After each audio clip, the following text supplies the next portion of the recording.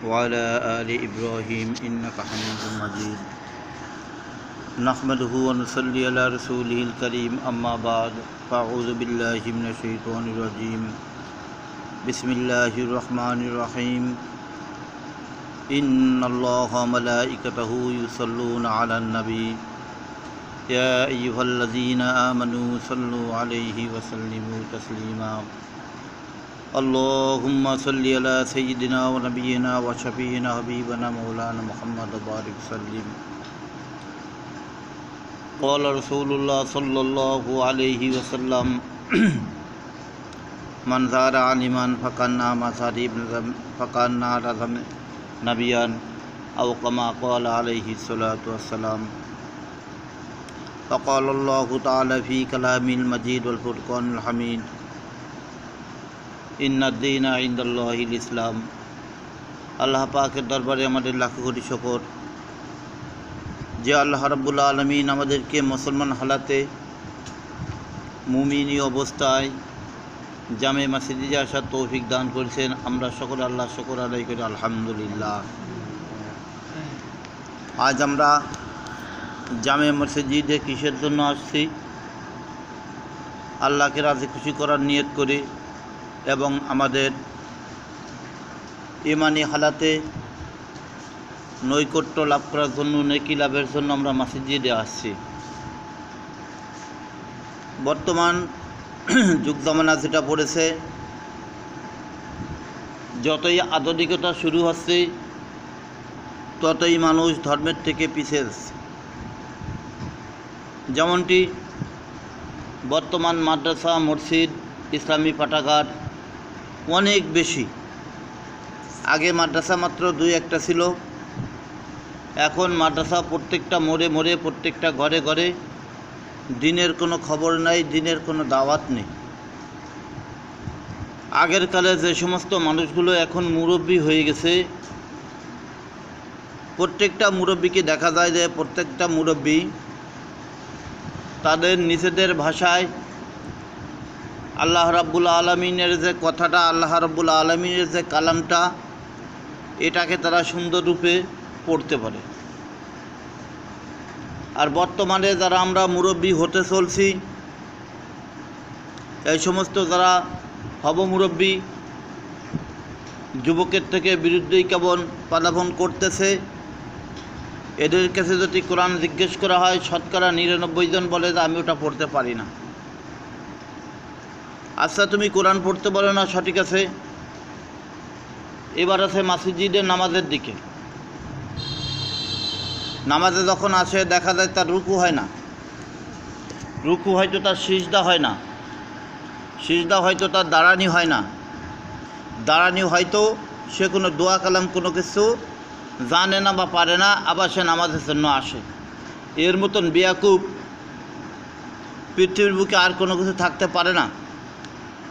যে তুমি নামাজের কোনো কিছু জানো না, নামাজের কোনোটা মানো না, তুমি খামাখা এসে গুলির সম্মুখে দাঁড়াই পড়ো, এটা তোমার কখনো সম্ভব নয়। যেমনটি আমাদের নিজেদের মাতৃভাষা পরিভাষা একটা বলা হয় যে জানে না কেসর মতন সাপের গলায় হাত দিয়েছে। জানে না কেসর মতন কিসের গলায় হাত দেওয়া হয়? সাপের গলায় হাত দেওয়া হয়। তা আমরা নামাজকে না জানে, না শুনা, না বুঝা যখন আমরা নামাজের দিকে লিপ্ত হব, নামাজ পড়তে থাকব, নিয়ত করার সাথে সাথে আপনার আমার পরে এই নামাজটা ওয়াজিব হয়ে যাবে। একটা নফল নামাজ, সাধারণ নফল নামাজ পড়লে নেকি আছে, না পড়লে কোনো গুনাহ নাই। কিন্তু এই নিয়ত করে, নামাজের নিয়ত করে দাঁড়ায় গেছি, নয়তো নুসাল্লিল্লাহি তাআলা সালাতুল রাকাতায় ফিন নফলে মুতাজ্জান ইলা জিহাতিল কাবাতি শরীফাত আল্লাহু আকবার। নফলের নিয়ত করে যখন নামাজে দাঁড়াইয়া যাব, দাঁড়ানির সাথে সাথে রুকু দিলাম, রুকু হলো না। নামাজে দাঁড়ালাম, দাঁড়ানি হলো না। সিজদা দিলাম, সিজদা হলো না। রুকুর থেকে খাড়া হলাম, সেটা হলো না। আপনার আমার নামাজ হলো না। এই নামাজটা আপনার আমার পরে ওয়াজিব থেকে যাবে।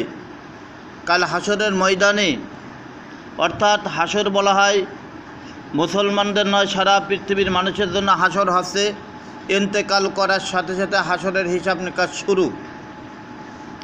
আপনার আমার জন্য এই নামাজগুলো যাইয়া আল্লাহর দরবারে নালিশ করে রাখবে, কেস দিয়ে রাখবে, মামলা দিয়ে রাখবে। আল্লাহ, আজকে আমারে তোমার এই বান্দা দুনিয়ার থেকে নিয়ত করছিল, আমার নামাজ কবুল হচ্ছে না, তুমি আমারে এর জবাব দেবা, এর হিসাব করে দেবা।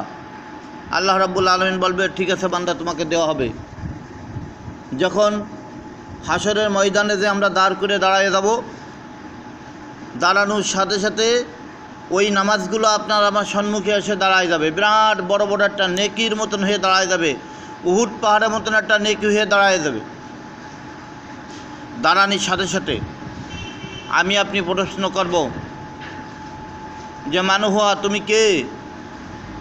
তখন বলবে যে আমি তোমার নামাজ, যেই নামাজ নিয়ে তুমি দুনিয়ার বুকে খেলা করেছিলে, যেই নামাজ নিয়ে তুমি আল্লাহকে তিরস্কার করেছিলে, আজকে আমি সেই নামাজ, আমি তোমার দরবারে এসে উপস্থিত হয়েছি, আজকে আমার হিসাব তোমার কাছ থেকে আমি নিয়েই নেব।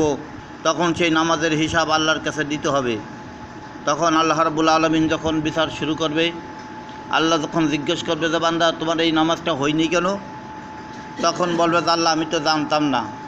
তুমি জানতে না তুমি দাঁড়াইছিলে কেন? আমি আপনি এখন যুদ্ধের ময়দানে যাব।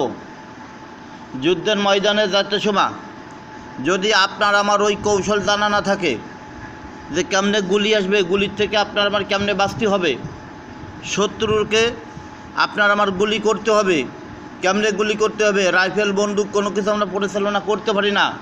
এরকমের সৈনিক দিয়ে কি সরকারের কোনো লাভ আছে? বলেন, লাভ আছে? লাভ নেই। তারপরেও সরকারে বলবে যে তোমার মতন গাধারে আমাদের খাওয়াই কোনো লাভ নেই, তুই যাই মাটি কেটে খা, নাই রিক্সা চালাই খা, নাই ভ্যান চালাই খা, একটা কিছু কর। তোর মতন মানুষ সরকারি চাকরির ভিতরে লিপ্ত থাকতে পারে না। তা যেই নামাজ এত বড় কঠিন নামাজ, যেই নামাজে ইন্নাস সালাতা তানহা আনিল ফাহশাই ওয়াল মুনকার, যেই নামাজটা আমি আপনি দুনিয়ার বুকে বসে পড়ব, দুনিয়ার সমস্ত অসল্লি খারাপ কাজের থেকে আপনাকে আমাকে বিরত রেখে দেবে। এবং কাল কিয়ামতের ময়দানে কী করা হবে? আসসালাতু মিফতাহুল জান্নাহ, রসুল বলেন যে নামাজ হচ্ছে জান্নাতের চাবি। এই নামাজটা আপনার আমার জন্য কাল কিয়ামতের ময়দানে জান্নাতের চাবি হয়ে দাঁড়ায় যাবে। এই নামাজ না হলে আমি আপনি জান্নাতের দরজা খুলতে পারবো না। অথচ আমরা নামাজ পড়তে পারি না। দেখি যে কিছু কিছু লোক নামাজে রুকু দেয়, ওর রুকু দেখলে মনে হয় যে বেতের আঘাত করা হোক পিছন দিয়া, এত সুন্দর রুকু দেয়। শয়তান ওরম একটা রুকু দিতে পারে না যে ধরনের রুকুটা দেয়। তারপরে একটা সিজদা দেয়, সেটাও শয়তানে দিতে পারে না। রুকুর থেকে উঠতে সময় ওঠে শয়তানের চাইতে মারাত্মক আকার ধারণ করিয়া। একটা নামাজের ভিতরে কয়টা রুকু বলেন? একটা নামাজের ভিতরে কয়টা রুকু?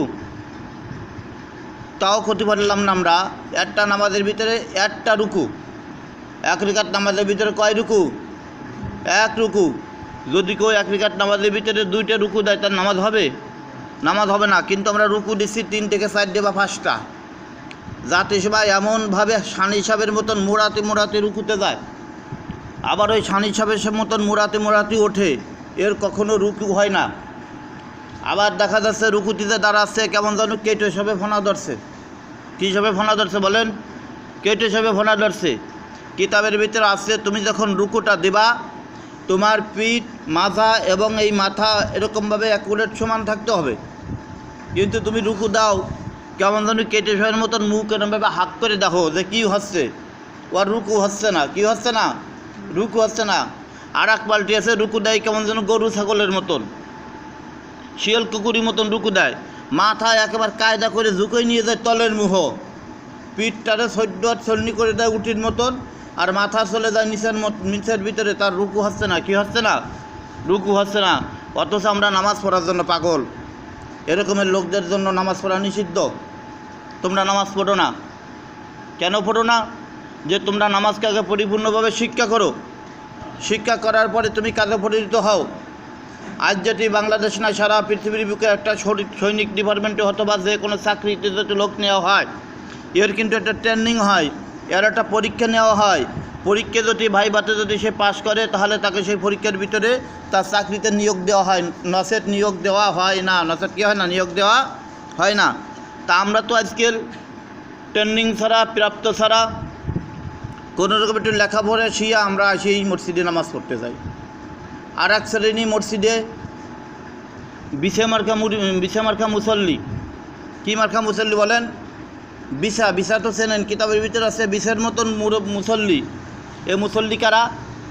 তাও বলে দিচ্ছে কিতাবে যে এই মুসল্লিগুলো হচ্ছে যারা বিলি দিতে দিতে সামনের কাতারে এসে দাঁড়ায়, আসবে পিছনে। আসবে কখন? সকলের পিছনে বিলি দিতে দিতে এসেছে সামনের কাতারে দাঁড়ায়। কিতাবের ভিতরে আসছে যে তোমার নামাজটা মাকরু হয়ে গেল। কী হয়ে গেল? মাকরু হয়ে গেল। আমি পিছনে আসছি, আমি পিছনের কাতারে থাকবো। আমি বিষের মতন একটা যন্ত্রের মতন, আল্লাহর একটা পশুর মতন, মাকলুকতের মতন আমি হতে চাই না যে আমি সামনের কাতারে বিলি দিয়ে এসে দাঁড়ায় যাব। তোমার যদি এত বড় সামনের কাতারে দাঁড়াবার যদি লোভ লালসা থাকে, তুমি সর্বপ্রথম মসজিদে আসো এবং তুমি সামনের কাতারে দাঁড়াও। কিতাবের ভিতরে আসছে। কিন্তু বর্তমান যুগ জামানায় আমরা যারা ওলামাই কিরাম, যারা আলেম ওলামারা আছে, এরা বর্তমান কিতাবি মাসলা দেয় না। এরা সামাজিক মাসলা নিয়ে চলে। এরা সুদখোর ঘুষখোরের মুখের দিক তাকাইয়ে তারা বক্তব্য ছাড়ে। এরা মাতবার জালেম, এদের মুখের দিকে তাকাইয়ে তারা বক্তব্য ছাড়ে। আল্লাহর কোরআন পড়তেও পারে না, পুরো বুঝিয়ে বলতেও পারে না। আসলে সঠিক যদি আল্লাহর কোরআন বসতো সঠিকভাবে, তাহলে এই সমস্ত লোকেরা সত্য কথা বলতো যে তুমি ওই বিশালি মার্কা নামাজ পড়তে মসজিদে আসিও না। আজ যারা পিছনের লোকদেরকে সামনের কাতারের দিকে ডেকে আনে, সেই ব্যক্তিরও নামাজে মাকরু হয়ে যাবে। কী হয়ে যাবে বলেন? মাকরু হয়ে যাবে। কেন তোমার টাকার দরকার? তুমিও মুসল্লি, সেও মুসল্লি। যেহেতু কিতাবের ভিতরে আসছে নেকির বেলায় কাউকে ছাড় দেওয়া নাই।